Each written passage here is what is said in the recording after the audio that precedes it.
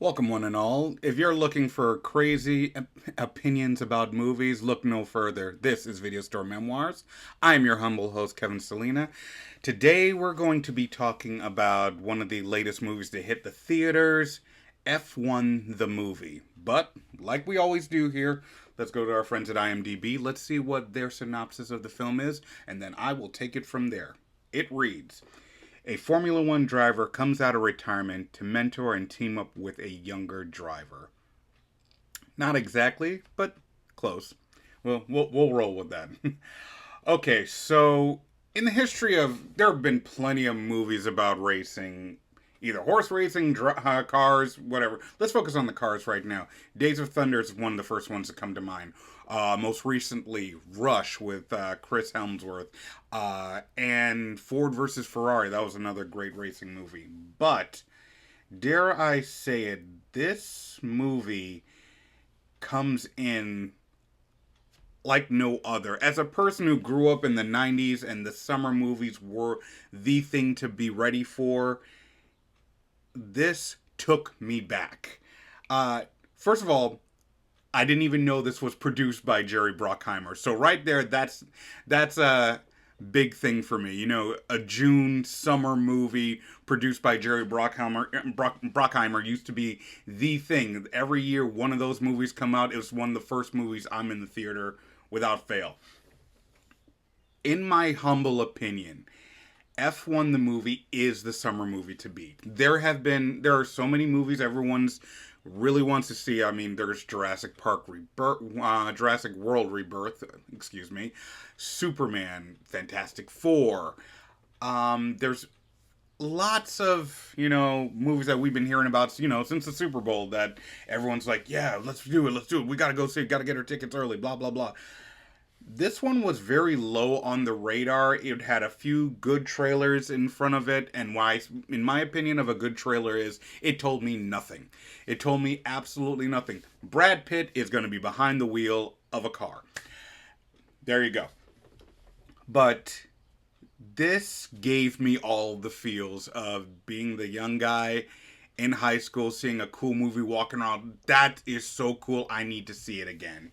Uh, a lot of movies that come out nowadays have the tagline experience this in the theaters. This is not a joke, in my opinion, when it comes to this movie. See it in IMAX, see it in one of those super sounds theaters like a Dolby Atmos, or whichever one is your, what do you call, the blow your clothes off speakers theater in the area you live. Because the scope, the cinematography is top notch, something to behold. But I expect nothing less from Joseph Kosinski. He's the director of Top Gun Maverick, and his cinematographer, his name's going to elude me, Claudio Moreta. You feel like you're in the driver's seat. You're either alongside, holding on for your dear life on the side of the F1 car, or you're literally inside of it, watching from the perspective of the drivers, like the turns, the as they come up, the adjustments, the roaring sound of the engine. You think your chair has an engine in it, and you're about to take off and join the race. It is so well done. Um, let's get into the cast of this movie. Like, the four lead characters. Uh, let's see, Javier Bardem. I've gushed about this man several times, but he can make a living just doing supporting roles for the rest of his life. When he is on the screen, even if it's for, maybe 15 minutes of total screen time, he is a gem to behold. Kerry Condon, who plays the one of the engineers on the F1, the Apex F1 team. Oh, sorry, APX. I made up my own version there. Uh, Holds her own as as her character, where it's one of those supposedly male oriented situations where uh, you don't see a woman being the head engineer for an Formula One racing car, but she's there to prove everyone wrong. And there's no, oh, I'm just here because I'm a cute face and stuff like. No, she is a badass in her own right. She knows everything. She holds her own against the two lead characters, played fabulously by Desmond Idris and, of course, Brad Pitt. Desmond Idris, this is my first movie seeing him in a lead, actually first movie I've seen him, period. And I'm a fan. I'd like to see where this gentleman goes. There are a lot of ideas in my head where certain, like, there are characters I'd like to see him. I'd like to see him take a run in an action movie. I'd like to see him to do a little more dramatic role, but this man has the it factor, in my opinion. You gotta keep an eye on him. He's gonna be big. But then we're gonna go to, last but not least, Academy Award winner Brad Pitt. I've been a fan of this man since I'd say the late 90s. You know, everybody always talks about Fight Club and so many other, Seven with him. But for me, one of the moments, or should I say movies, for me that clinched it for me that this guy can do anything, it's a movie, Meet Joe Black. And it was this really well done romantic comedy. And ever since then, I've been a fan. I'm willing to give this man a shot pretty much anytime he's on the screen. And he owns this character. He's the classic badass. I know who I am. I know how good I am, but I'm here to take a chance on myself and reinvent something I may have lost. He's the guy who not technically was a has-been. He's a never was character, if you get my meaning. He was, in his younger years, 30 years previous, according to the story, he was the up-and-comer F1 racer. Then a bad crash took him out of it, and he's basically been trying to find a way back ever since. And his charisma in this movie is fantastic. He knows who he is.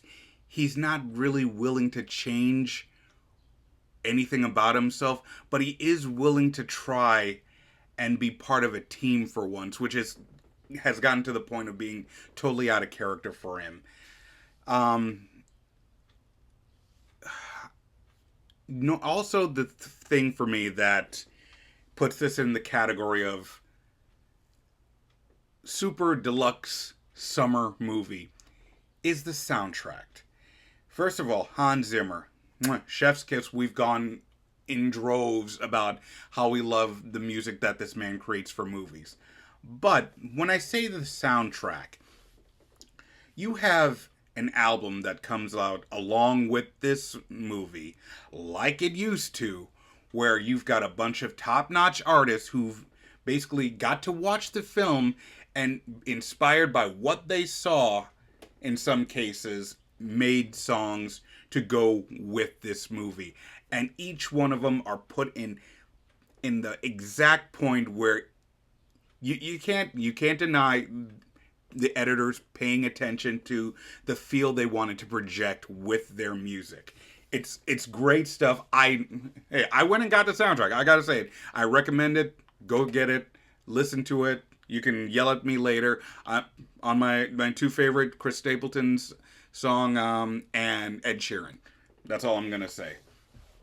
But getting back to my closing point, F1 for me is going to be the summer movie to beat.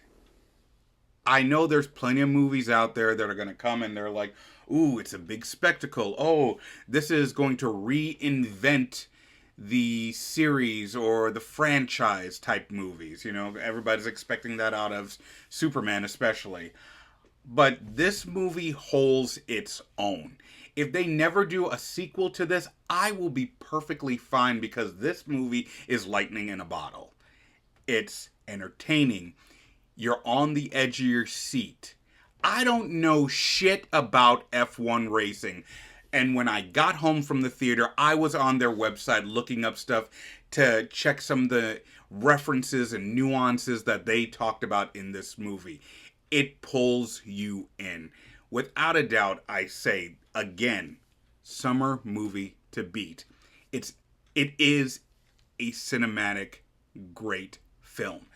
That's just my 2 cents. I give it 5 clamshells. Nobody's gonna argue with me on this. I know there may be 1 or 2 things in the film itself that I was like, ooh, that could have been done a little bit different. But for the most part, you forget about it because you walk out of that theater thoroughly satisfied. You go in for one, you think it's going to be going one way, you have no idea what you're in for.